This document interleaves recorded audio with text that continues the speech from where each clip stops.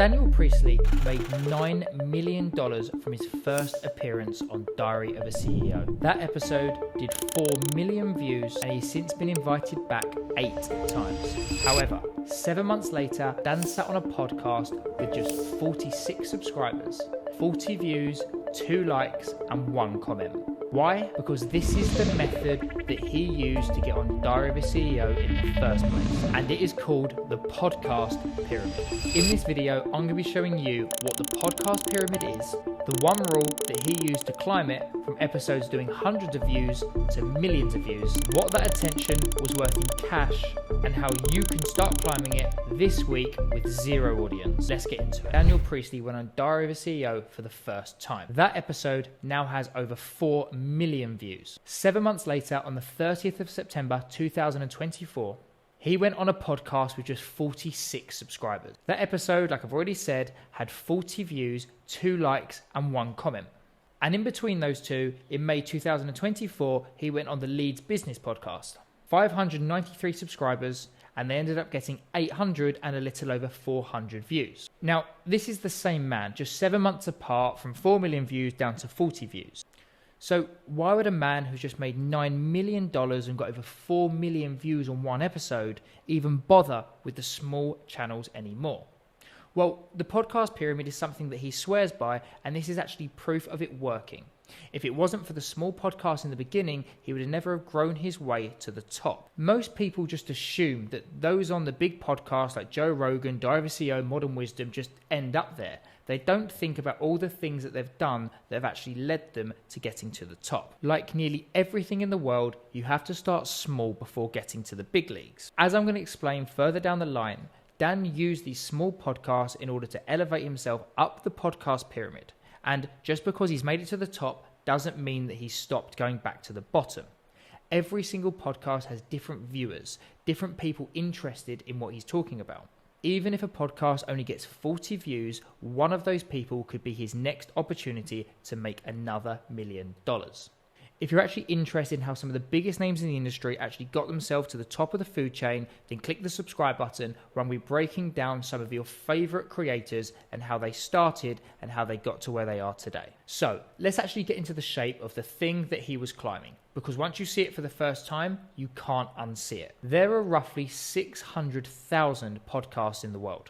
Around 100,000 of them are what we call regular, which means they've had at least 3 episodes. Thousands of them get between 100 and 1,000 views, and only about a dozen of them clear 1 million views an episode. The reason why that's so important is because it just proves that there's only a very select few, about 12, who consistently do over 1 million views an episode. This means out of the other 100,000 regular ones, you have literally 100,000 podcasts all sitting from the lowest views up until the highest views. Everybody wants to go in and go right at the top. Well, unfortunately, it doesn't work like that. Daniel was able to leverage the podcast pyramid so that he went in at the very bottom. And as you can probably guess, his strategy was, once he was at the bottom, to slowly go up each level. The best thing about the bottom of the pyramid is that it's a lot easier to get on them. You can do outreach, you can message people on LinkedIn, and with them being so easy to get on, there are so many you can actually do. Dan says if you do a deep dive on him, you're going to be able to find over 100 podcast episodes, including all the little ones from years ago and the ones as he climbed up the podcast ladder. He actually said that he's done dozens and dozens of episodes which have got between 100 and 1,000 views. So here's the part that actually matters, because just turning up at a small podcast will do nothing. There is one rule and almost nobody does it. The rule is this: make sure every episode that you sit on outperforms the host's average views. In his words, your job is to promote it. Run it to your email list, potentially even put a small budget behind it so the host turns around at the end and says, wow, that was one of my best episodes. And obviously a big mistake that a lot of people make when they're trying to climb the podcast ladder is they think that all they have to do is go and show up. They have to answer a few questions and have a good day with the host. They assume that promoting it is actually the host's job, and that is completely wrong. Promoting it is your job, because guess what? If that episode does well, then other hosts with slightly bigger channels are going to see that, and guess who they're going to want to invite next? When climbing the podcast pyramid, it was clear that Dan had one goal: Nearly every single episode, including even the Diary of a CEO episode, was outperforming the host's average. If you think about how podcasts work and how they grow, the hosts want nearly every view that they can get. So if you imagine that you're actually a host of one of these channels, and they of course want the biggest stars in the world to come on, but the way that the podcast pyramid works is that it's twofold. A, the people going on it want to go up tiers, but B, the podcast themselves want to go into the next tier.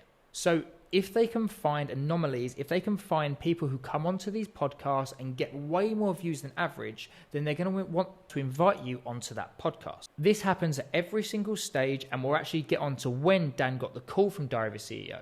But as you can see, as you go up the levels, the stakes get higher, the views get bigger, and the attention is all there for you to grab. Most people who go on these episodes think that they shouldn't be promoting it or helping promote it or putting budget behind it or sending it to their audience, and they're completely wrong here. Most people have too much ego to want to grow someone else's channel. They think by putting loads of attention there, it's going to grow them and not you. If you're trying to climb the podcast pyramid, then everyone wins if your episode gets the most views. The best part about all of this, now a lot of creators say a lot of things that we can't check, but the best part about this is if you go through YouTube, and I actually encourage you to do this, search Daniel Priestley's name, podcast, and then go through every single video you can find. You are going to be amazed at how small some of the channels and how small some of the views are. If you're then comparing it to the biggest ones, you're just going to be completely shocked that he actually said something, followed it, and it worked for him. Not many people can back up what they say, but this is a great example of someone who can. He does that for years. He goes on loads of small podcasts, and you can actually go and watch them, as I just said. But here is the exact moment it all paid off. He goes on Ali Abdaal's channel in November 2022, and then he goes again in August of 2023. Ali's episodes normally do hundreds of thousands of views, but his did a couple million each. He became Ali's top performing guest. And when speaking to Dan on my own podcast episode, he told me the numbers to near the exact decimal. This shows how much attention he actually showed, and I'm sure he was tracking each podcast and the views as he got his way to the top. Go to Ali Abdaal's channel and sort by most popular. Video 1 and video 2 are Daniel Priestley. So how did this end up with him getting on Diary of a CEO? So the team there just don't go hunting for famous people. Their booker was researching Ali Abdaal's channel and was looking for a few anomalies. And they ended up finding a man they'd never heard of sitting at the top of it. Now, it's pretty obvious when you break it down like this that other podcasts look for people who have done well, but until you've actually had it explained to you, you don't really see the value of climbing the ladder. You don't see the value of going on the very small channels at the start and then going on to the less small, then the medium, then the larger, and then the biggest. But from a booker's point of view, of course, they're going to go and find the people who are going to bring in the most attention. However, having a big following is not just enough. You need to have proof that when you've gone on episodes, they've actually done well. Dan then told me that whilst he was skiing in Switzerland, he had a DM come through from Stephen Bartlett. He assumed it was a scam and completely ignored it. It was only after his wife did a little bit more research on the message, he found out it was actually real. Now, whilst on holiday, they offered him the choice, this Monday or 3 months down the line. He got the first flight back he could. Now, the lesson here is that one of the biggest podcasts in the world found him, not because of who he was, not because of what he did, but just simply from going on someone else's channel. Now, not everyone's goal is going to be to try and get to the top of the pyramid. Some just want to have a reliable system where they can get leads in and build their personal brand. You don't need to strive to get on Joe Rogan, Modern Wisdom, Diary of a CEO. But if you are trying to grow your business, then it might be a good idea to go on some of the smaller podcasts so you can get a little bit more attention, get onto the medium ones, and that's going to grow your personal brand. Dan made $9 million. You're not going to be able to do that overnight. But if you put the system in play and follow it to a T, then I guarantee you will climb the ladder if you do it properly. Now, before we get to the next bit, even if you're going to try and climb on the low ones, these channels might want to know that you're a normal person, you can articulate well, and you have some good ideas. Therefore, before you even start, you must have even a level 1 personal brand. For a lot of you, you probably know that you should be putting out content, but you might not know where to start, you don't know what to do, you don't know how to edit, you don't know where to post. So we are running a new offer that's going to help you get out your first video. We're calling it the Free Content Week. And all you have to do is answer a few questions about yourself. We will script your first video, edit it, and post it for you. Not everyone's going to qualify, but if you do, there's going to be a link below. Click it, fill in your details, and we'll be in touch so we can get you on the first step of your journey. Back to the video. Now, everyone can see the view count, but almost no one asked the real question, which is how much money did it put in the bank? From that one episode, over 4 million people saw it. He then got invited to do speaking engagements all over the world. 9,000 people signed up for a free ScoreApp account, and $3 million of new business came in at Dent. And then finally, his publisher called him to tell him that he'd sold 50,000 books. Dan actually said that he would have paid $6 million to go on that episode, but he got it for free by climbing the ladder. Not only does the podcast pyramid allow you to climb up to eventually get more views, get bigger engagements, and ultimately make more money, it actually is going to improve you, the way you speak, the way you handle yourself in podcasts, because you don't want to get chucked straight in the deep end. And for those of you who are like, I could never speak in front of millions of people or even hundreds of people, by starting off small, you can learn what you're good at. You can learn what you struggle with. You can learn topics that you can't get out properly. And it's actually going to help you with all-round communication. Him willing to pay $6 million is because of the success it had. Now, we don't know. If he'd have gone straight there and paid $6 million without doing the hundreds and hundreds of podcasts before, then he could have made nothing. If he came across wrong, if he couldn't get his points out, if he was nervous, or he just overall didn't really understand what he was doing, then he would have lost a lot of money on the investment. Everyone wants to get to the top, but no one wants to do the hard work that gets them there. This is the same for everything that you do, whether it be podcasts, whether it be content like this, or any other aspect of business if you're trying to grow. Now, another thing he said was that if you don't have this in place, then it's actually pointless going on any show at all. When he knew that the views were going to come in, he had a number of places where they could land. Monetizing views is one of the hardest things to get right, and it goes back to what I just said about being able to go on the smaller ones and build up. You can stress test all of your products, all of your landing pages, all of your offers, because if they don't work with a small amount of views, adding more views won't change a thing. Converting views into leads by using something like a quiz-based funnel or a free lead magnet is going to be your ticket to capturing more data and ultimately selling more of what you do. Now, you might be there thinking, fine, this is fine for him, he's famous, he had a following already, but I'm not getting booked on anything. So let me give you his own maths on why podcasts are the shortcut, specifically when you are unknown. When I sat down and had lunch with Dan at the Ivy in Wimbledon, he said that he used to post every single day on Facebook, even when no one was watching. Not just for a campaign, not just for 2 weeks till he got bored, every single day.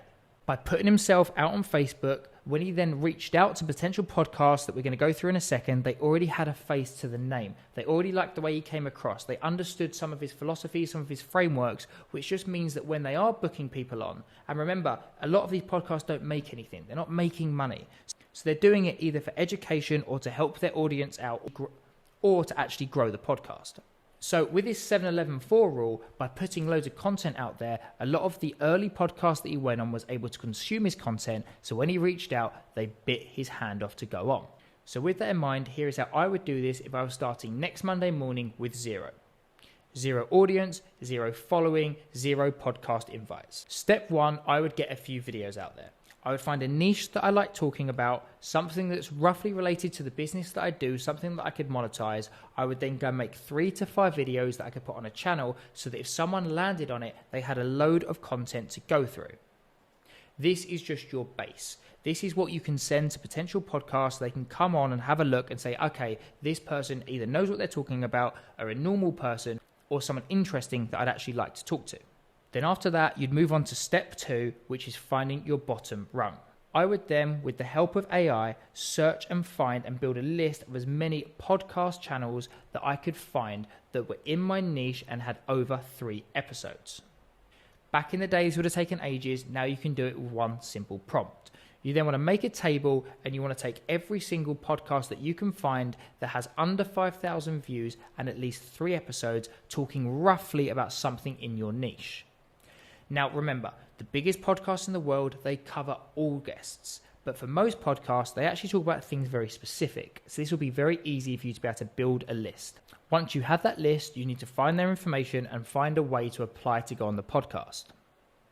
It could be LinkedIn, it could be email, it could be any way that you can find so that you can get yourself on the channel.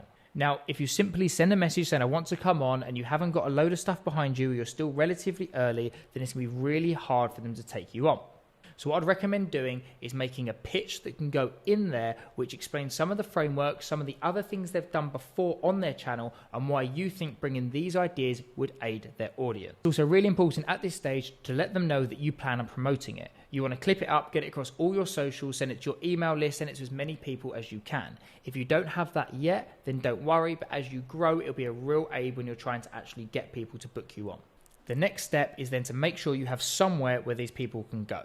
Now, at the early stage, the goal isn't conversion, but the goal is to build your audience so that when you go on the next one, you can say, look, I've done another episode, you can watch it here.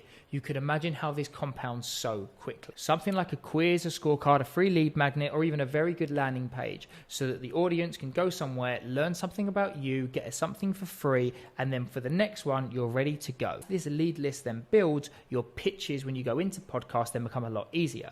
You can go in and say, look, I've got 1,000 followers or 1,000 people on my email list. As soon as the episode goes live, I'm going to send it to them. You then go back to your sheet once you've done a few, and then you just start to work your way up. You're of course going to hear no a lot, you're going to get ghosted a lot, but there are so many podcasts out there who are looking for guests to come in, who have actually researched what they do and are actually ready and prepared. By doing even a few hours of research and preparation, you're going to elevate yourself into the top 5%. Then it's just a case of compounding all of that up and becoming their best guest yet. Once you then do that 20 times, you're going to be in a lot stronger position to move up to the next stage of the pyramid. Dan is now a multi-millionaire. He's been on the biggest shows in the world, but he still shows up for the 46 subscriber podcast. Why? The pyramid isn't a phase. It's just a job that you have to commit to. There could be a viewer on the 46 subscriber podcast that then gets him onto his next biggest one yet. You don't know who's watching, you don't know who's listening, and you don't know what's going to perform. The only thing that you can actually control is the level of effort that you put into the podcast, what you do once they're live, and the amount of outreach you do to get onto the next one. You don't have to do that forever, because once you get into the bottom base, I guarantee that the people above are then going to be asking you to go on. If Dan's willing to pay $6 million for a Diary of a CEO episode, it just shows you how important this is. And if you want to start on Monday, like I said, I would go through, I'd complete our free content week, I would get some content out there, and then I'd begin making your list. Now, the reason why I know so much about Dan's journey is because we actually sat down once at the Ivy in Wimbledon and had lunch. If you'd like to see a full breakdown of what we actually spoke about, then there's going to be a link here to the video. Enjoy, and I'll see you over there.